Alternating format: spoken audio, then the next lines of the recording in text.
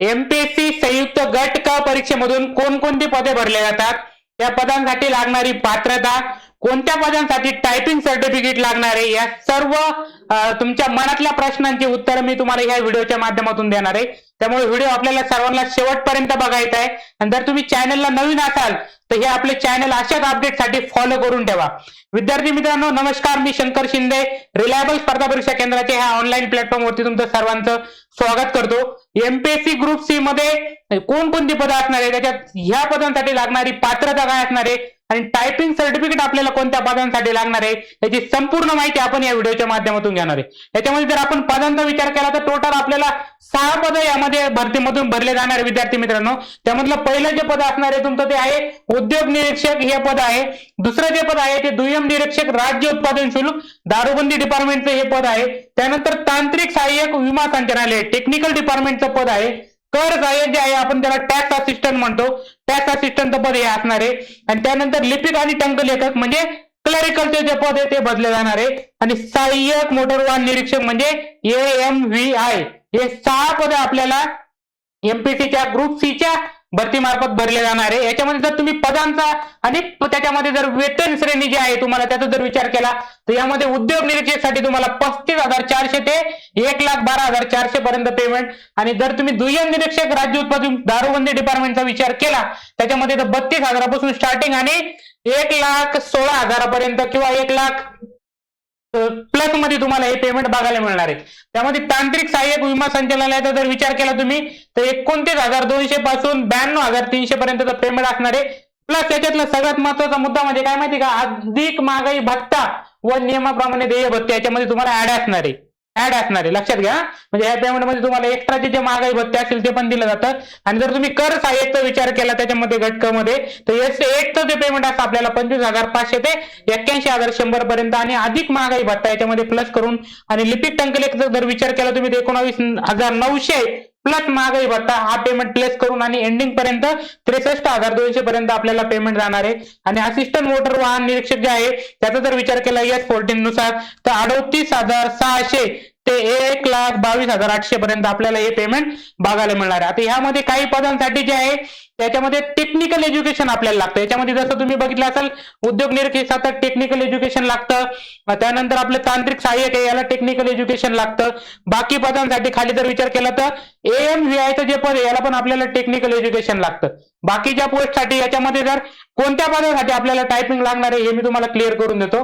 याच्यामध्ये जर आपण विद्यार्थी मित्रांनो विचार केला तर याच्यामध्ये जर शैक्षणिक अर्थ जर बघितली आपण तर याच्यामध्ये जे आहे उद्योग निरीक्षकासाठी जसं मी तुम्हाला टेक्निकल डिपार्टमेंटची बोललो तसं इथं तुम्हाला दिलेले आहे त्यांनी की घटक संवर्गात इतकं संवर्गासाठी मान्यताप्राप्त विद्यापीठ म्हणजे कोणती आपल्याला जी डिग्री जोडायची ही मान्यताप्राप्त विद्यापीठाची डिग्री असली पाहिजे.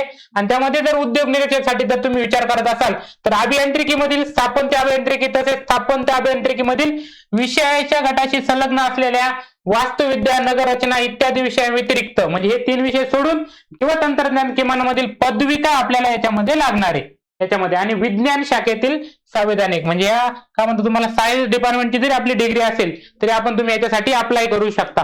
दुसरं जे पद आहे याच्यामध्ये जर विचार केला आपण कोणतं की AMVIचं RTOचं या पदासाठी पण आपली टेक्निकलचं जे एज्युकेशन आहे ते झालेलं लागतं आपल्याला. बाकी पदांसाठी मग तुम्हाला एनी ग्रॅज्युएशन म्हणजे तुम्ही टॅक्स असिस्टंट साठी असाल, त्यानंतर एक्साइज डिपार्टमेंट साठी असाल किंवा खाली तुम्ही क्लर्क साठी असाल तर यांना फक्त एनी ग्रॅज्युएशन लागतं. याच्यामध्ये 2 जे पद आहे विद्यार्थी मित्रांनो ह्या 2 पदांसाठी आपल्याला टायपिंग सर्टिफिकेट लागतात. त्यातलं पहिलं पद आहे कर सहाय्यक आणि दुसरं जे पद आहे आपलं ते लिपिक टंकलेखक म्हणजे क्लर्कचं पद. या 2 पदांसाठी आपल्याला टायपिंग सर्टिफिकेट लागतात. या वर्षापासून तुमच्या टायपिंग टेस्ट होणार नाहीये पण टायपिंग सर्टिफिकेट किंवा टायपिंग झालेली तुमचं आवश्यक असणार आहे. यामध्ये जर तुम्ही कर सहाय्यक टॅक्स असिस्टंट साठी जर तुम्ही अप्लाय करत असाल तर यामध्ये तुम्हाला मराठी टंकलेखनाचा 30 म्हणजे मराठी 30 लागणार आहे आणि इंग्लिश टंकलेखन म्हणजे इंग्रजी टंकलेखनाचा 40 म्हणजे इंग्लिश 30 आणि मराठी 1 मिनिट तुम्हाला सांगतो. याच्यामध्ये जर मराठी आपल्याला कोणती करायची बाबा मराठी 30 टॅक्स असिस्टंट साठी बोलतोय आणि इंग्लिश जी आहे आपल्याला ती इंग्लिश 40 पाहिजे आपल्याला, हे दोन्ही सर्टिफिकेट लागणार आहे, एक नाही दोन्ही पण सर्टिफिकेट आपल्याला ते अपलोड करावं लागतात, त्याचे डिटेल भरावं लागतात फॉर्म भरताना. आणि जर तुम्ही क्लर्ककडे गेले इकडे तर क्लर्कसाठी जे आपल्याला, तर क्लर्कसाठी आपल्याला दोन्हीपैकी एक जरी असले आपल्याकडे तरी चालते. कोणती बाबा दोन्हीसाठी एक कोणती पाहिजे आपल्याकडे, की दोन्हीसाठी जी एक पाहिजे आपल्याकडे मराठी टंकलेखाचा 30 म्हणजे कोणती मराठी आपल्याकडे 30 असेल, बरोबर, मराठी 30 असेल तरी चालेल आपल्याला, आणि इंग्लिश जर आपल्याकडे 40 असेल तरी चालेल आपल्याला. या दोन्हीपैकी एक सर्टिफिकेट आपल्याला लागणार आहे.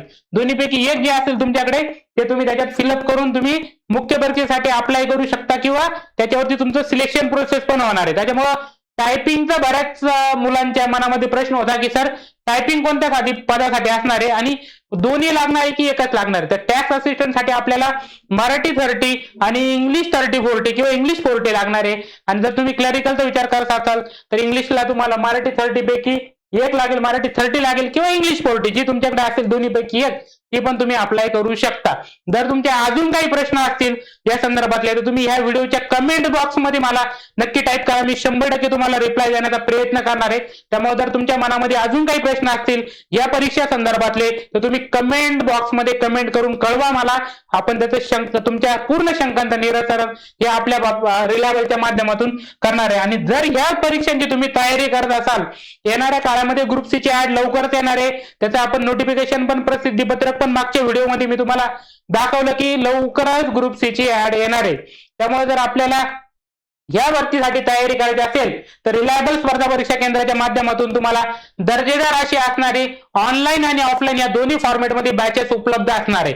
जर तुम्हाला ऑनलाईन बॅच करायची असेल तर प्ले स्टोर वरती जाऊन तुम्ही रिलायबल एसपीके ऍप डाउनलोड करायचंय. डाउनलोड झाल्यावरती तुम्हाला तिथं राज्यसेवा असेल, कंबाईन असेल, ग्रुप बीसी असेल, सरसेवा असेल, या सर्व पदांसाठी असणाऱ्या बॅचेस तिथे उपलब्ध आहे. आणि जर आपल्याला ऑफलाईन करायचे असेल तर 22 तारखेपासून 22 जून पासून आपले डेमो लेक्चर राज्यसेवा बॅचचे आणि कंबाईन बॅचचे ऑफलाईन पद्धतीने सुरू झालेले आहे. त्यासाठी तुम्ही रिलायबल स्पर्धा परीक्षा केंद्र, पैठण गेट, छत्रपती संभाजीनगर इथे संपर्क साधू शकता. काही अडचण आली तर नक्की तुम्ही कमेंट बॉक्समध्ये कळवा. तुमच्या शंकांचं निराकरण 100% आपल्या मार्फत केले जाईल.